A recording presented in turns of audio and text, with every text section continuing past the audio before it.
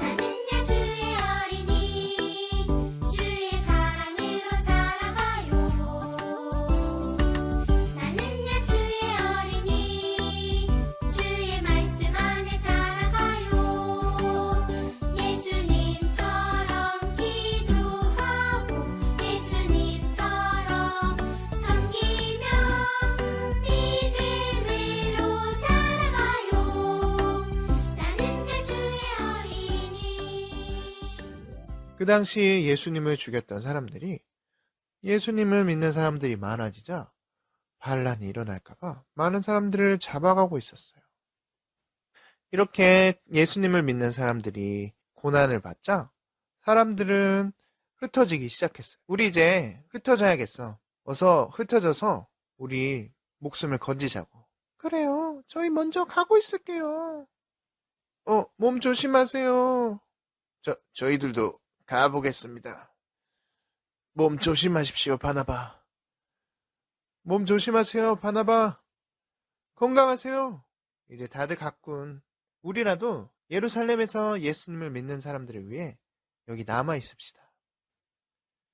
어서 또 잡으러 올 수도 있으니까 몸을 숨깁시다. 이제 먼 길을 떠나야 되는데 어디로 가지? 안디옥으로 가는 게 어떨까? 그래, 안디옥으로 가보자. 흩어진 사람들 중에 안디옥으로 간 사람들이 있었어요. 목강오누리교회 초등부 친구들 안녕. 잘 지냈죠? 여러분도 혹시 집에서 개를 키우세요? 그 개의 이름을 지어줄 텐데 보통 그 개의 이름을 지어줄 때 그 개의 특징을 잡아서 이름을 지어줄 때가 있죠. 누렁이, 흰둥이, 깜둥이, 초코, 파스타뿌, 뽀삐, 루이, 땅콩, 대랑, 루비, 타니, 초코. 보통은 그 강아지의 특징을 잘 잡아서 이름을 지어주기 마련이죠. 그래서 목사님의 별명은 원빈이. 안녕히 계세요, 여러분. 우리 친구들도 우리 친구들만이 가진 매력, 그런 특징과 포인트를 잡아서 우리 친구들이, 엄마 아빠가 별명을 지어줄 때가 있죠. 그 사람이 불려지는 그런 호칭이라는 것은 굉장히 중요한 것 같아요. 여러분들이 길을 가는데 누군가가 여러분 친구가 어이 까불이 잘 지냈냐? 이러면서 인사를 한다면 여러분들을 모르는 다른 친구들은 그 까불이라는 호칭 때문에 여러분들을 까불까불 거리는 애구나 라고 인식할 수가 있다는 거예요. 그래서 우리는 항상 어떤 호칭으로 불려지는가에 대한 사실이 굉장히 중요하답니다.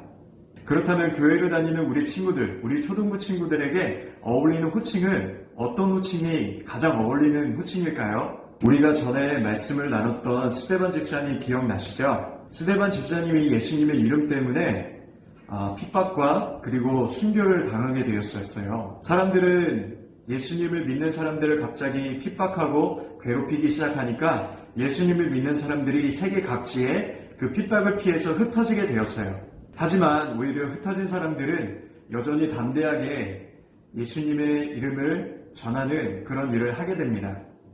많은 사람들이 가는 곳마다 예수님을 전했기 때문에 또한 많은 사람들이 예수님의 이름을 듣고 예수님을 믿는 일이 일어나게 되었어요.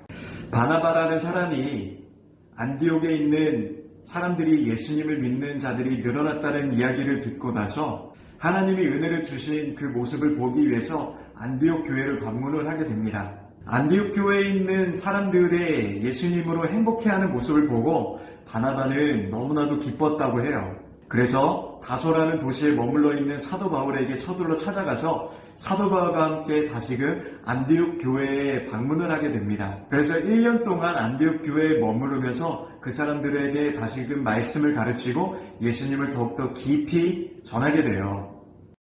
바울과 바나바를 통해서 안디옥 교회의 많은 사람들은 가르침을 받았어요. 그 후에 안디옥 교회 사람들을 그리스도인이라고 부르게 되었죠. 이처럼 예수님의 제자가 된 사람들을 그리스도인이라고 말해요. 그러면 그리스도인은 어떻게 행동하는 사람일까요? 아까 목사님이 사람들은 그 사람이 가진 특징에 따라서 그 호칭이 불려진다고 말했죠? 그렇다면 안디옥 교회에 있는 사람들이 그리스도인이라는 별명을 갖게 된 비결이 무엇일까요? 맞아요. 안디옥 교회 사람들의 삶 가운데는 그리스도의 향기가 날렸다는 거예요.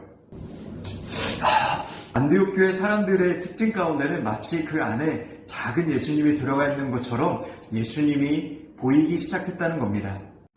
우리 친구들은 학교에서 그리고 친구들과의 관계 속에서 그리스도인이라는 호칭으로 불려지고 있어요. 너 예수님을 믿었어? 그런데 너 어제 나랑 같이 욕도 했잖아. 밥 먹는데 기도하는 것도 한 번도 못 봤는데? 혹시 다른 친구들이 여러분들의 모습을 보면서 예수 그리스도의 향기를 맡지 못했다면 우리 친구들의 삶 속에서 예수님의 향기가 조금밖에 날리지 못했다는 것을 말합니다.